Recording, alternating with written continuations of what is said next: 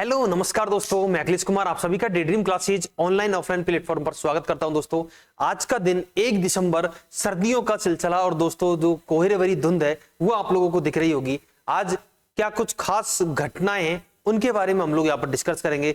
छोटे टाइम में और बहुत ज्यादा मात्रा में हम लोगों को समझना पड़ता है, कुछ समय में आप लोगों को बहुत सारा डाटा प्रोवाइड करवाया जाता है। ठीक है, चलिए आइए तो बिना किसी देरी के हम लोग स्टार्ट करते हैं। आज 1 दिसंबर की जो प्रमुख घटनाएं हुई हैं या प्रमुख जो बातें हैं उन पर हम लोग आज बात करने वाले। चलिए भाई, तो हम लोग बिना किसी देरी के अपनी क्लासेज को स्टार्ट करते हैं। आज दोस्तों 1 दिसंबर और 1 दिसंबर वाले दिन आप लोगों को यहाँ पर दिख रहा होगा वर्ल्ड एड्स डे।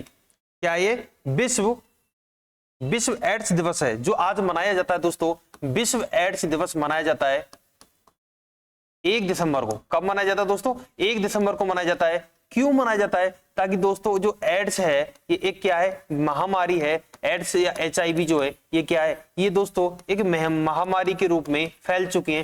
कहां से शुरू हुई थी दोस्तों? ये अफ्रीका का एक चिंपांजी था, उससे मानव में फैला था, उसके रक्त से आया था। कहां से आया था भाई दोस्तों? ये दोस्तों अफ्रीका के एक जो चिंपांजी था उस चिंपांजी से, और ये मानव रक्त में आता है और मानव रक्त में आकर ये क्या करता है, महामारी शुरू करता है। मानव रक्त में आता है और ये क्या शुरू कर देता है, महामारी शुरू कर देता है। ठीक है, एड्स दिवस मनाया जाता है। अब तुम पूछोगे कि सर इसमें एड्स और HIV का मतलब क्या है? दोस्तों एड्स की अगर यदि बात करो तो इसे कहा जाता है एक्वायर्ड इम्यूनो डेफिशिएंसी सिंड्रोम। इसे क्या कहा जाता है? Acquired immuno deficiency syndrome. ठीक है, सिंड्रोम, ये सिंड्रोम्स होते हैं जो हमारी बॉडी के अंदर आ जाते हैं। और अगर HIV की बात करो तो इसे कहा जाता है दोस्तों ह्यूमन इम्यूनो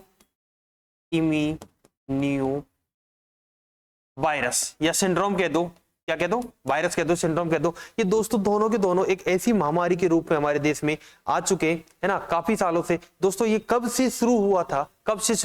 अगर तुम इसकी शुरुआत की बात करो दोस्तों, सबसे पहले ये 1988 के अंदर ये मनाया गया था, ताकि लोगों में क्या हो, थोड़ा सा इसके प्रति जागरूक हो जाए और क्या करें, यानी कि इसके प्रति ये क्या करता है दोस्तों, ये जागरूकता लाना और दोस्तों इस सिंड्रोम की रोकथाम जो है उस पर हमारे लिए काम करता है कि दोस्तों लोगों में इसके लिए जागरूक होना चाहिए, इसकी रोकथाम के लिए हम लोगों को काम करने चाहिए। ठीक है, अगर यदि तुम बात करो इसकी दोस्तों, तो ये इसकी 2024 की अगर यदि तुम थीम की बात करो कि 2024 में क्या थीम रखी गई थी, तो थीम का तुम नाम लिखना दोस्तों। इसकी थीम रखी गई थी कि सही रास्ता अपनाएं। क्या थीम रखी गई थी 2024 की? अगर बात करो तो सही रास्ता अपनाएं, इसकी थीम रखी गई थी। अगर यदि तुम बात करो 2025 की, तो 2025 में इसकी थीम क्या रखी जाने वाली है दोस्तों? इसकी थीम जो है वो रखी जाएगी विघटन पर काबू करना, विघटन पर काबू पाना और एड्स प्रतिक्रिया के प्रति बदलाव लाना, या प्रतिक्रिया में बदलाव लाना, इसकी थीम रखी गई है। ठीक है, इसकी थीम रखी गई है विघटन पर काबू पाना और एड्स प्रतिक्रिया में बदलाव लाना, इसकी 2025 की थीम रखी गई है। 2024 की सही रास्ता अपनाएं। दोस्तों ये एक ऐसी महामारी है जो चिंपांजी से मनुष्य में फैल गई। ठीक है, तो अभी इसकी अगर यदि तुम बात करो SDG गोल नंबर, तो दोस्तों विश्व जो world health WHO world health organization, विश्व स्वास्थ्य संगठन द्वारा, किस द्वारा दोस्तों? विश्व स्वास्थ्य संगठन द्वारा इसको खत्म करने के लिए हम लोगों ने एक इसकी वर्ष रखी है दोस्तों। इस वर्ष की अगर यदि तुम बात करो तो 2030 तक हमें इस एड्स को खत्म करना है। 2030 तक हमें इसको खत्म करना है। हालांकि है कि प्रॉपर मामले नहीं दिखते, लेकिन दोस्तों लोगों में क्या है, इसके प्रति दिख जाते। तो दोस्तों ये 2030 तक खत्म करना है। ये हमारी SDG गोल संख्या के अकॉर्डिंग हम लोगों ने, यानी कि वर्ल्ड जो हेल्थ ऑर्गेनाइजेशन है, विश्व स्वास्थ्य संगठन है, उसने इसकी वर्ष रखी गई है कि 2030 तक हमें ये समाप्त करना है, खत्म करना है, इसको नष्ट करना है। चलिए भाई आगे बढ़ता हूं मैं अगली वाली बात को। ये लो, अगर ये तुम एक पॉइंट की और बात करो तो दोस्तों 1640 के अंदर, आज ही के दिन 1640 के अंदर दोस्तों 60 वर्ष के बाद में एक देश है, 60 वर्ष के बाद में एक देश है जिसका नाम है दोस्तों पुर्तगाल। क्या नाम है दोस्तों? पुर्तगाल है। इस पुर्तगाल की स्थापना होती है और दोस्तों ये पुर्तगाल स्पेन से स्वतंत्र हो जाता है। किससे स्वतंत्र होता है? स्पेन से स्वतंत्र होता है। कब स्वतंत्र होता है? 1640 ईस्वी के अंदर 60 साल तक स्पेन ने पुर्तगाल पे शासन किया था और ये पुर्तगाल क्या हो गया? अलग हो गया। ठीक है, अच्छा चलिए भाई आगे हम लोग अब बात करते हैं हमारे देश की और हमारे राज्य की बात करते हैं दोस्तों, जहां पर सबसे ज्यादा तैनात मात्रा में BSF बॉर्डर सिक्योरिटी फोर्स, सीमा सुरक्षा बल। क्या कहा जाता है दोस्तों? सीमा सुरक्षा बल, बॉर्डर सिक्योरिटी फोर्स, सीमा सुरक्षा बल, ठीक है, सीमा सुरक्षा बल है, बीएसएफ इसे कहा जाता है। ये कहां कहां पर तैनात है दोस्तों? ये एक ऐसी सुरक्षा है, एक ऐसी पुलिस की कड़ी है, या मैं कहूं कि ऐसे हमारे देश के जवान हैं जो हमें बाहरी आतंक से बचाते हैं। ये घुसपैठियों को, इनको जो नाकाम कर देते हैं, इन जो तस्करी करने वाले लोग हैं उनको नाकाम कर देते हैं। ये वो हमारी सेनाएं, ये दोस्तों रात भर जागते हैं, लेकिन हम चैन की नींद सो पाए इसकी वजह से बेचारे क्या है, दिन भर रात भर जागते रहते हैं। हमारे देश के चारों तरफ क्या देते? पहरा देते। क्या देते? पहरा देते। अगर तुम बात करो बीएसएफ की, तो दोस्तों बीएसएफ दोस्तों सबसे पहली बात तो दोस्तों कि ये गृह मंत्रालय के अधीन आता है। किसके मंत्रालय के अधीन आता है? गृह मंत्रालय के अधीन आता है। दोस्तों ये केंद्रीय सुरक्षा बल है। क्या है? केंद्रीय सशस्त्र सुरक्षा बल है, ये केंद्रीय सुरक्षा बल है। अगर तुम बात करो सबसे ज्यादा तैनात मात्रा में कहां पर है, तो दोस्तों ये या तो यहाँ पर राजस्थान, यानी कि जो पाकिस्तान वाला इलाका है, राजस्थान पंजाब की तरफ, यानी कि पाकिस्तान की तरफ, और दूसरी बात है, और दूसरा है दोस्तों बांग्लादेश की तरफ। कहां पर है? बांग्लादेश की तरफ। दोस्तों विश्व की सबसे बड़ी जो तटीय सुरक्षा बल है, मैं कह रहा हूं कि विश्व की सबसे बड़ी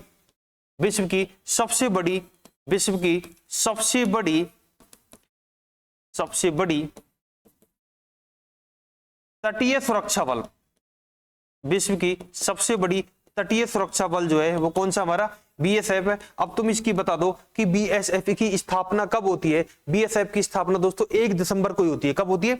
1 दिसंबर को ही इसकी स्थापना होती है बीएसएफ की, 1965। कब स्थापना होती है? 1965 की। अगर तुम बात करो कि इनका ध्येय आदर्श वाक्य क्या है, तो इनका आदर्श वाक्य लिखना दोस्तों, जीवन पर्यंत कर्तव्य, यानी कि अपने जीवन भर अपने कर्तव्य को निभाए रखो, अपने जीवन में अपने कर्तव्य को इंपॉर्टेंस दो। दोस्तों इनका जो कर्तव्य है वो है हमारे देश की सुरक्षा करना, हमारे देश के नागरिकों की, महिलाओं की, बच्चों की क्या करना? सुरक्षा करना। बीएसएफ दोस्तों ये हमारी तैनात है, ठीक है। ये आप लोगों के बारे में थोड़ा सा मैंने यहाँ पे बता दिया। क्या काम है? जो घुसपैठ हैं, जो तस्करी हैं, ये जो अवैध रूप से जो काम करते हैं उनको क्या करती है? रोकती है, ठीक है। उनको क्या करती है? रोकती है। चलिए भाई आगे बात करते हैं। ये देखो भाई हमारे वीर जवान, ये रहे हमारे बीएसएफ के, जो दूरबीन से देख रहे हैं कि कोई हमारा घुसपैठी आ तो नहीं रहा है। अगर कोई घुसपैठी आएगा तो उसको वहीं पर नस्ते नाबूद करना इनका काम होता है, ठीक है। पहले समझाओ नहीं तो फिर, ठीक है। चलिए भाई ये लो भाई, आज के दिन दोस्तों नागालैंड का गठन होता है। किसका गठन होता है? नागालैंड का गठन होता है 1961 के अंदर। कब होता है दोस्तों? 1963 के अंदर जो नागालैंड है, इस नागालैंड का क्या होता है? गठन होता है, यानी कि नागालैंड भारत का 16वां राज्य बन जाता है। क्या बन जाता है? 16वां राज्य बन जाता है, ठीक है। अगर यदि तुम बात करो नागालैंड की, तो दोस्तों नागालैंड है कहां पर? आप लोगों को यहाँ पर ऐसे दिख रहा होगा दोस्तों, ये थोड़ा सा इस तरीके से नागालैंड के अंदर कौन कौन से राज्य हैं ये दिख रहा होगा दोस्तों। ये नागालैंड की अगर तुम बात करो तो इंडिया के अंदर अगर तुम देखो तो पूर्वी जो भारत है 7 सिस्टर्स में से एक है नागालैंड, नीचे की तरफ लटका हुआ, वहां पे आप लोगों को दिख जाएगा नागालैंड। दोस्तों सबसे इंपॉर्टेंट बात, इसकी जो कला संस्कृति है वो बड़ी महत्वपूर्ण है। दूसरी चीज, इसकी राजधानी की आपसे हो सकता है किसी भी सेंट्रल एग्जाम में आपसे पूछ ले कि दोस्तों नागालैंड की जो राजधानी है, इसकी जो कैपिटल है वो कैपिटल कौन सी? अगर यदि तुम इसके कैपिटल की बात करो तो दोस्तों इसकी कैपिटल है कोहिमा। क्या है? इसकी जो राजधानी है वो है कोहिमा। अगर तुम बात करो इसके महोत्सव की, तो इसका दोस्तों महोत्सव ध्यान रखना, इसका महोत्सव है दोस्तों हॉर्नबिल। कौन सा है? हॉर्नबिल महोत्सव है, जो यहाँ का बहुत प्रसिद्ध है, ये मनाया जाता है। अगर तुम बात करो इसके पक्षी की, किसकी बात करो? पक्षी की अगर यदि तुम बात करो तो दोस्तों बटेर नाम के एक पक्षी होता है। कौन सा? अपने यहाँ पे बटेर बोलते हैं, उसको एवन बोलते हैं दोस्तों। वो बटेर पक्षी जो है ये यहाँ का प्रसिद्ध है। अब तुम बात करो इनके पहनावे की, तो यहाँ पर तुम्हें दिख रहा होगा दोस्तों, ये रहा भाई इनका पहनावा, बड़ा ही अलग और बड़ा ही मैं कहूँ कि बहुत अच्छा और एक संस्कृति से परिपूर्ण एक जो आप लोगों को पहनावा यहाँ पे दिख रहा होगा दोस्तों, ये बड़ा ही अच्छा जो पहनावा है वो कहाँ का है? नागालैंड का है। इसकी राजधानी क्या है? कैपिटल क्या है इसकी? कोहिमा है। अगर तुम इनकी बात करो तो ये रही आपके पास में। अच्छा, इसके साथ में आप लोग ये याद रखना कि जो हॉर्नबिल महोत्सव है ये लगातार 10 दिन तक मनाया जाता है। कब मनाया जाता है? 10 दिन तक मनाया जाता है। और ये दोस्तों 1 दिसंबर से और 10 दिसंबर तक मनाया जाता है। और दोस्तों ये एक ऐसा महोत्सव है जो इंटरनेशनल है। क्या है? इंटरनेशनल पर भी ये चर्चित है। अंतरराष्ट्रीय हॉर्नबिल महोत्सव जो है ये मनाया जाता है 1 से 10 तारीख तक। और मैं कहूँ कि ये महोत्सवों का महोत्सव, यानी कि ये त्योहारों का त्योहार है। क्या कहते हैं इसको? इसको दोस्तों त्योहारों का महोत्सव कहा जाता है। त्योहारों का महोत्सव इसे कहा जाता है, ठीक है। चलिए भाई आगे बात करते हैं हम लोग। ये देखिए भाई, ये हमारे उदित नारायण भाई साहब जी हैं। ये आप लोगों ने देखे होंगे, आप लोगों ने इनके गाने काफी ज्यादा चर्चित में रहते हैं। और अभी रिसेंट इनका जो जन्मदिन है वो दोस्तों 1 दिसंबर 1955 को है। कब है भाई?